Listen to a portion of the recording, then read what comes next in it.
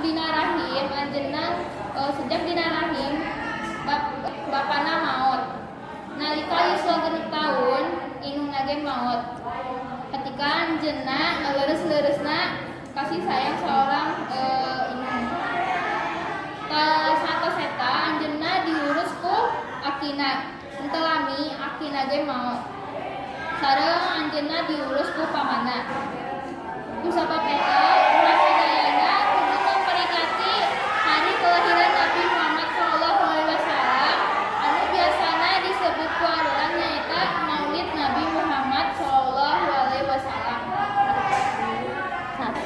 Mugia urang sadayana bisa niru hakikat jeung kepribadian Nabi Muhammad SAW nalika moal bisa sasampurna anjeunna.